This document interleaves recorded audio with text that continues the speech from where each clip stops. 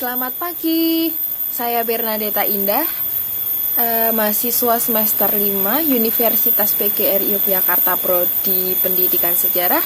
Dalam kesempatan ini saya akan mempresentasikan hasil kerja saya, yaitu mengenai Partai Nasional Indonesia.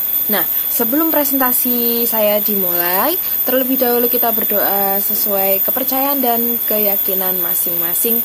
Berdoa mulai. Cukup, langsung saja masuk ke materinya.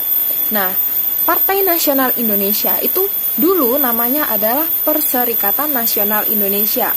Pertama kali didirikan oleh I.R. Soekarno pada tanggal 4 Juli 1924. Nah, ini merupakan hasil rapat yang diadakan oleh I.R. Soekarno beserta teman-temannya, yaitu Mr. Ikskak Cokro-Disuryo, Sujadi, Budiarto, Sunarjo, dan Dr. Cipto Mangunkusumo. Nah, sebenarnya kebanyakan dari mereka adalah bekas anggota Penghimpun Indonesia di negeri Belanda yang telah pulang ke tanah air. Nah, pada tanggal 27 sampai 30 Mei 1928, dalam Kongres pertama PNI di Surabaya, Perserikatan Nasional Indonesia diubah namanya menjadi Partai Nasional Indonesia. Nah, PNI sendiri tidak dapat dipisahkan dari Penghimpun Indonesia karena Penghimpun Indonesia itu merupakan sumber idenya Soekarno untuk mendirikan sebuah partai politik satu-satunya di Indonesia. Namun, sebelum I.R. Soekarno mendirikan PNI, dia terlebih dahulu mendirikan sebuah klub belajar. Namanya adalah Algemene Studi Club Bandung. Itu pada tahun 1925. Nah, organisasi ini juga mendorong berdirinya PNI pada masa itu. Oke, selanjutnya. Nah, PNI sendiri memiliki 3 landasan. Yang pertama adalah self-help, atau memperbaiki keadaan politik, sosial, budaya, ekonomi itu dengan kekuatan sendiri tanpa campur tangan dari negara lain. Nah, sehingga pada saat itu Soekarno itu sangat gencar memberikan orasi-orasi gimana caranya negara Indonesia dapat mendirikan negara sendiri atau menjalankan politiknya sendiri. Lalu yang kedua adalah non-kooperatif, yaitu tidak mengadakan kerjasama dengan pihak Belanda. Jelas, organisasi ini seperti menentang adanya Belanda. Gimana caranya mengusir Belanda dengan melalui organisasi. Lalu yang ketiga adalah Marhaenisme atau memperjuangkan rakyat kecil di Indonesia. Marhaenisme sendiri merupakan sebuah ideologi yang merupakan buatan dari I.R. Soekarno. I.R. Soekarno itu mendapatkan semacam ideologi ini dari seorang petani yang ada di Bandung. Nah, petaninya ini namanya adalah Aen atau biasanya dipanggil dengan Mang Aen. Nah, sama I.R. Soekarno itu dibuat ideologi dengan nama dia, menjadi Marhaenisme. Sebenarnya Marhaenisme ini adalah ideologi yang ingin memperjuangkan rakyat kecil. Nah, Mang Aen ini adalah seorang petani yang notabene pada saat itu sangat menderita, sangat kesusahan, tetapi mereka tetap bahagia, dapat mencukupi keluarganya dengan sederhana. Sehingga pada saat itu I.R. Soekarno mendapatkan ide atau membentuk sebuah ideologi namanya Marhaenisme ini. Nah, lalu selanjutnya adalah dalam bergerak. PNI memiliki trilogi yang lahir dari pendapat Bung Karno sebagai tumpuannya. Yang pertama kesadaran nasional, kemauan nasional, dan perbuatan nasional. Nah, kegunaan trilogi ini dijadikan pedoman perjuangan pergerakan PNI dalam meraih tujuannya. Lalu, materi selanjutnya. Nah, dalam usaha untuk menarik massa, IR Soekarno itu sering mengadakan rapat besar.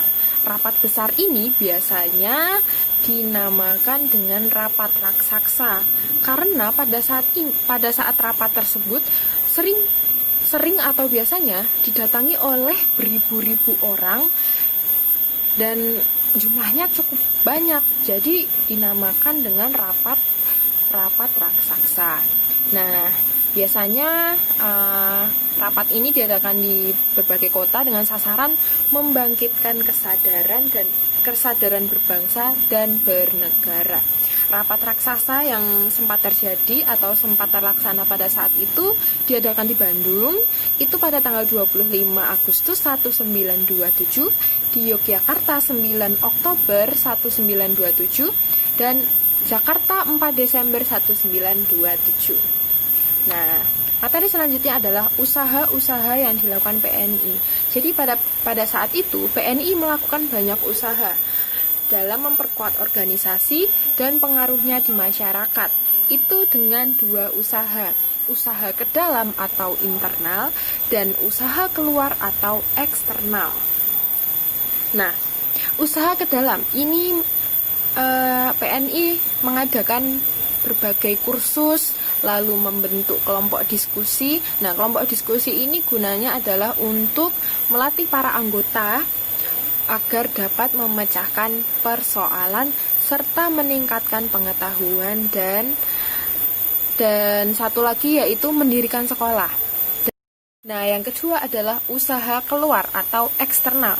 Itu adalah dengan memperkuat opini publik terhadap tujuan PNI, antara lain melalui rapat-rapat umum, menerbitkan surat kabar seperti Banteng Periangan di Bandung dan Persatuan Indonesia di Batavia. Nah, surat kabar tersebut adalah media untuk menyebarluaskan gagasan PNI serta berbagai propaganda yang dilakukan PNI khususnya IR Soekarno. Oke, materi selanjutnya. Nah, dalam waktu singkat PNI itu telah berhasil berkembang dengan pesat sehingga menimbulkan kekhawatiran pihak Belanda. Kemudian pemerintah Belanda memberikan peringatan kepada pemimpin PNI agar menahan diri dengan ucapan propaganda dan tindakannya. Nah, pada saat itu juga Belanda mulai khawatir dengan adanya PNI karena PNI kok cepat sekali berkembangnya, kok PNI waktu rapat-rapat itu kok yang menghadiri sampai beribu-ribu, sehingga Belanda mulai khawatir. Nah, pada saat itu juga muncul isu bahwa PNI pada awal tahun 1930 akan mengadakan pemberontakan. Nah, maka pada 29 Desember 1929, pemerintah Belanda mengadakan penggeledahan besar-besaran, menangkap 4 pemimpin PNI yaitu IR Soekarno, lalu Mas Kunsuma Dirjo, Gatot Mangkuprojo, dan Supradinoto.